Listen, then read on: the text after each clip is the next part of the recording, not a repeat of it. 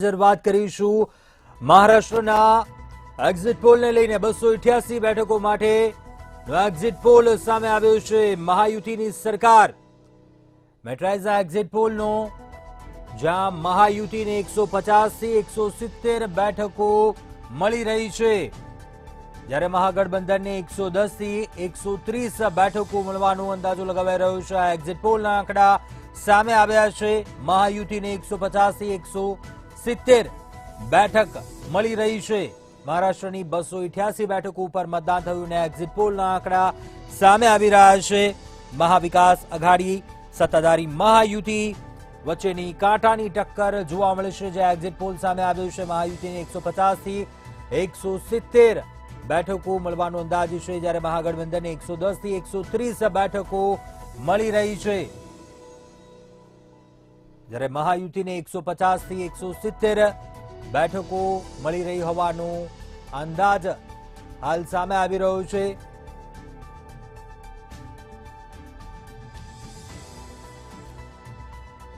બંને રાજ્યોમાં મતગણતરી છે 23મીએ થવાની છે। ઝારખંડમાં બીજા તબક્કાનું મતદાન થયું હતું, જ્યારે મહારાષ્ટ્રનું આજનું આ મતદાન ક્યાંક સરેરાશ રહ્યું છે। જે ટકાવારીના ક્યાંક આંકડાઓ છે, ચોક્કસ ઉમેદવારોનું ટેન્શન વધ્યું છે, પરંતુ હાલ એક્ઝિટ પોલના આંકડા સામે આવી રહ્યા છે।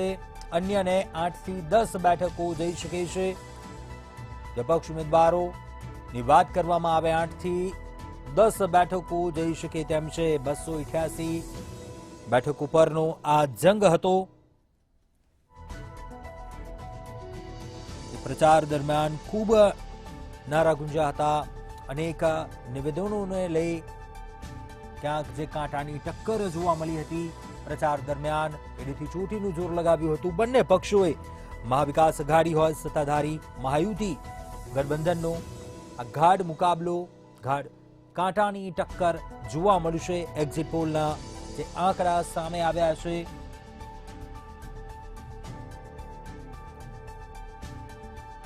વધુ વિગતો સાથે સંવાદદાતા મેહુલ દુધરેજી આ ન્યૂઝરૂમથી લાઈવ જોડાયા છે। વિગતો મેળવીશું મેહુલ પાસેથી।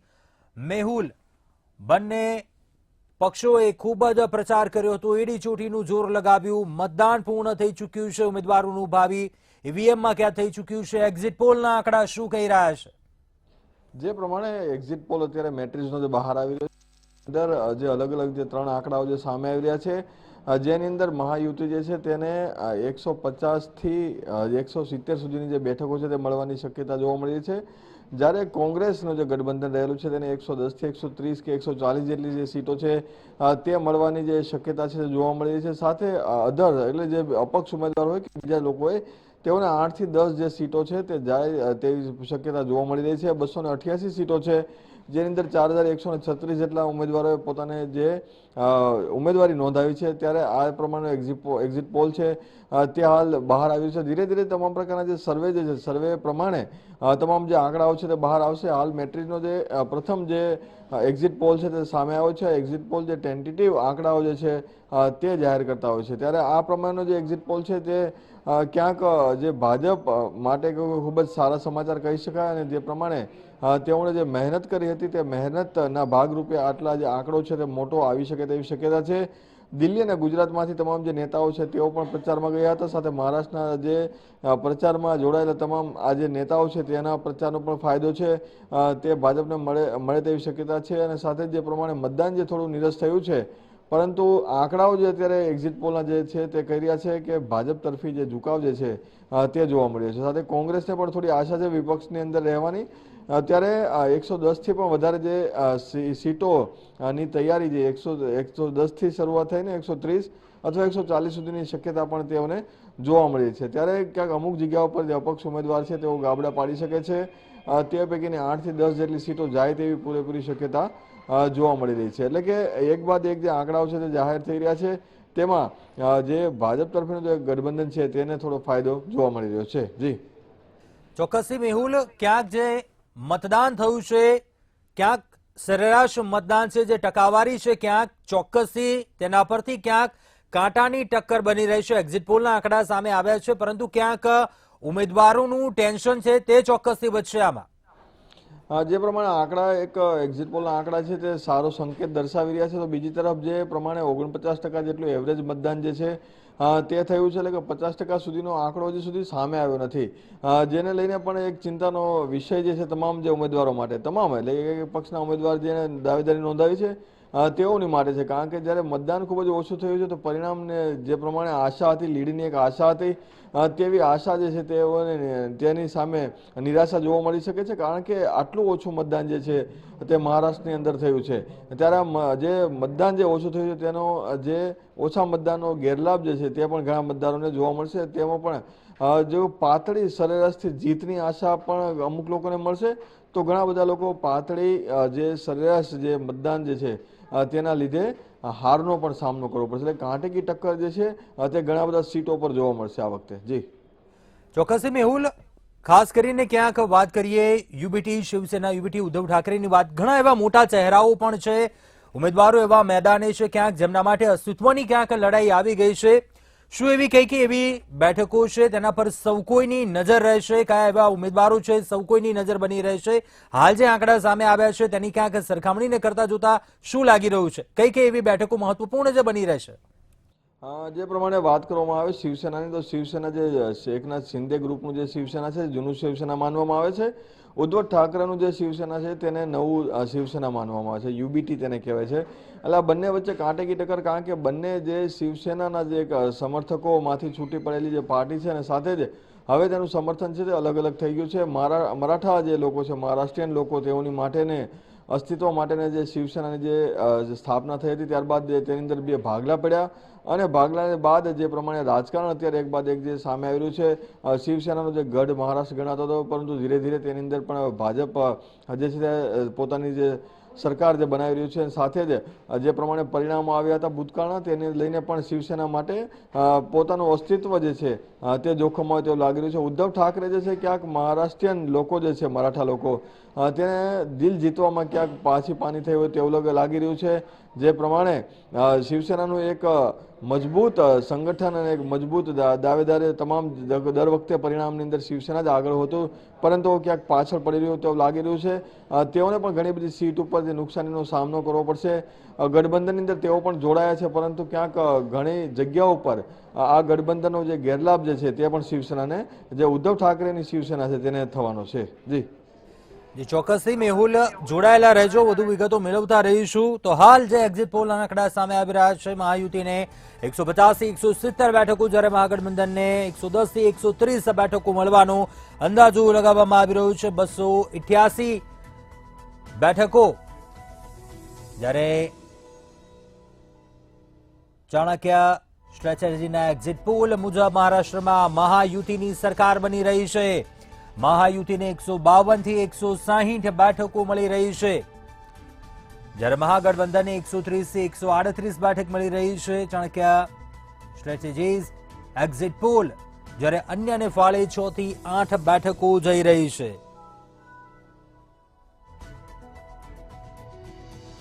વિગતો સામે આવી રહી છે ચાણક્ય સ્ટ્રેટેજીઝનો આ એક્ઝિટ પોલ જે સામે આવી રહ્યું છે. મહારાષ્ટ્રમાં મહાયુતિની સરકાર બની રહી છે તેવું કહી રહ્યું છે exit poll.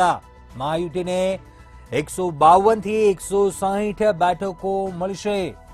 Chanakya સ્ટ્રેટેજીઝ exit poll કહી રહ્યું છે, જ્યારે મહાગઠબંધનને 130 થી 138 બેઠકો, એટલે કે ક્યાંક વચ્ચે જે તફાવત જોવા મળી રહ્યો છે 15 થી 20 બેઠકોનો આ તફાવત છે આ એક્ઝિટ પોલમાં. ક્યાંક ટક્કર આ એક્ઝિટ પોલ મુજબ પણ ક્યાંક કાંટાની ટક્કર બની રહેશે.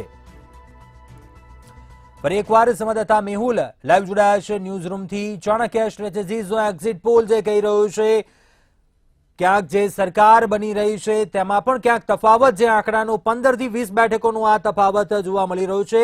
આ એક્ઝિટ પોલ મુજબ પણ લાગી રહ્યું છે ટક્કર કાંટાની બની રહેશે. જે પ્રમાણે મેં જણાવ્યું કે જે કાંટેકી ટક્કર એના માટે રહેવાની છે કે મતદાન જે છે ખૂબ જ ઓછું છે, અને ઓછા મતદાનનો જે ગેરલાભ જે છે તમામ જે ઉમેદવારોને થવાનો છે. જે પ્રમાણે 15 થી 20 જેટલી જે સીટો છે જેની અંદર આ કાંટેકી ટક્કર જોવા મળશે, કારણ કે જે દાવેદારો હોય છે બંને જે વિસ્તારના અથવા તેની અંદર જે ગાબડા પાડતા જે અપક્ષ ઉમેદવારો હોય છે તેના લીધે પણ ઘણું બધું નુકસાન છે તે જે તે જીતતા ઉમેદવારોને થતું હોય છે. ઘણી વખત જે લોકો મતદારો જે છે તે મતદાન કરતા હોય છે ત્યારે એક આશા સાથે મતદાર જે છે તે મતદાન કરતા હોય છે કે પોતાના ઉમેદવાર જીતે, પરંતુ ઘણી વખત જે પાર્ટી પણ ઘણી બધી જે મહેનત કરી હોય છે તેની પાછળ પણ મતદાનની જે ટકાવારી છે તે પણ ઘણો બધો ધ્યાન રાખતો હોય છે. કારણ કે આ પ્રમાણે જો ઓછું મતદાન જે છે તેના લીધે મતદારો જે ઓછા આવ્યા છે, ક્યાંક મતદારોને રીઝવવામાં જે તમામ જે પક્ષો છે તે ઉણા ઉતરાવે તેવું લાગી રહ્યું છે. મતદાન મથક સુધી જે મતદારો નથી આવ્યા તો તેનો જે ગેરલાભ છે ત્યાં 15 થી 20 સીટ ઉપર ખાસ કરીને જોવા મળશે. જે પ્રમાણે તમામ જે લોકો એક આશા રાખી હશે કે તેઓ જીતી જ જવાના છે, પરંતુ ક્યાંક એવા સમીકરણો બનશે જેની અંદર આ તમામ જે ઉમેદવારો છે તેની આશા જે છે તેને ઉપર પાણી ફરી વળે છે. અને સાથે જ જો કોઈ જે સરેરાશ વાત કરવામાં આવે તો 5-7 હજારની લીડ ઉપરથી પણ ઘણા લોકો જે છે તે જીતી જશે, તો ઘણા લોકો જે 5-7 હજાર વોટથી હારી પણ જશે. એટલે કે આવી જે કાંટેકી ટક્કરવાળી જે સીટો છે અને ઘણા બધા જે નેતાઓ જે છે તેનું જે રાજકીય અસ્તિત્વ જે છે તે આ પરિણામ ઉપરથી જાણવા મળશે કે તેઓ કેટલા સમય સુધી જે મહારાષ્ટ્રના જે રાજકારણ ઉપર પોતાનો હાવ જે છે તે બનાવી શકવાના છે. અને જે અત્યાર સુધી તેમણે જે એક આશા સાથે તેઓએ પ્રચાર પ્રસાર કર્યો હતો તેમાંથી તેઓ કેટલા ખરા ઉતર્યા છે અને સાથે ઘણા બધા રાજકીય મોટા નેતાઓ છે તેની પણ શાખ જે છે ત્યાં મહારાષ્ટ્રના જે પરિણામો ઉપર જે દાવ લાગેલી છે તે પરિણામ ઉપર જાણવા મળશે. જી ચોક્કસ મેહુલ, હાલનું ચૂંટણી ચિત્ર છે તે કયા પ્રકારનું છે, આપને શું લાગી રહ્યું છે? કેમ કે પ્રચાર દરમિયાન પણ ખૂબ એવા નારાઓ ગુંજ્યા હતા, ક્યાંક પ્રચાર દરમિયાન ઘણા એવા ગઈકાલ સુધી ક્યાંક જે રમત રમાઈ હતી, કેશ ફોર વોટ કાંડ સામે આવ્યું, ત્યારબાદ બિટકોઇનનો મામલો સામે આવ્યો. આ કેટલું અસરકારક રહેશે? ક્યાંક મતદાન ઉપર પણ તેની કેટલી અસર થઈ શકે એવું આપણે વિચારી શકીએ, ક્યાંક આપણે હાલ શક્યતાઓ જ કહી શકીએ છીએ, પરંતુ શું લાગી રહ્યું છે? કેમ કે આ પ્રચાર ખૂબ જ વિવાદાસ્પદ રહ્યો હતો. જો આર્થિક વાત કરવામાં આવે તો આર્થિક રીતે આ જે બંને મુદ્દા છે, બિટકોઇનની વાત કરવામાં આવે કે જે નોટ વહેંચણી જે વાત હોટલની અંદર કરવામાં આવે, ભાજપના જે ઉમેદવાર છે તેના દ્વારા નોટ વહેંચણીના જે મામલો સામે આવ્યો હતો અને તેની અંદર એફઆઈઆર પણ જે ઈસી દ્વારા જે કરવામાં આવી છે. સાથે બિટકોઇનનો મામલો જે છે તે પણ નડી શકે છે કોંગ્રેસને, કારણ કે જે બિટકોઇનનો મામલો છે આ મામલે જે અધિકારીઓ છે જેની સંડોવણી હતી તેઓ જેલમાં છે, પરંતુ એનસીપી, એસપી અને કોંગ્રેસ આ ત્રણે જે બિટકોઇનનો મામલો છે તે પણ નડી શકે છે. કારણ કે બિટકોઇનની અંદર કરોડો રૂપિયાના જે વહીવટ થયા હતા તે પણ જે મુદ્દો છે તે ચૂંટણી પ્રચારનો મુદ્દો બન્યો હતો. પરંતુ છેલ્લે જ્યારે ભાજપ તરફ કેશ ફોર વોટની જે વાત હતી અને જે વોટ અને નોટ આ બંને જે મુદ્દાઓ છે તે છેલ્લે જ્યારે મતદાન પહેલાના સમયમાં જ્યારે આ તમામ જે મુદ્દાઓ સામે હતા તેને લઈને પણ આજે આખો મુદ્દો છે તે ડાયવર્ટ થવાની શક્યતા છે. મતદારો જે છે આ બંને મુદ્દાને કેવી રીતે લે છે તે અથવા તો પ્રાથમિક જરૂરિયાતો અથવા તો વિકાસની જે વાતો હતી તેને મતદારો કેવી રીતે જોઈ રહ્યા છે, અથવા તો આ બંનેની વચ્ચે આ બિટકોઇન અને જે પૈસાની વાત છે તે મતદારોના દિમાગ ઉપર કેટલી અસર કરી છે તે તો જ્યારે પરિણામ આવશે ત્યારે ખબર પડશે. પરંતુ હાલ જે મતદાન જે ઓછું થયું છે તે સૌથી મહત્વપૂર્ણ મુદ્દો છે. અને સાથે જ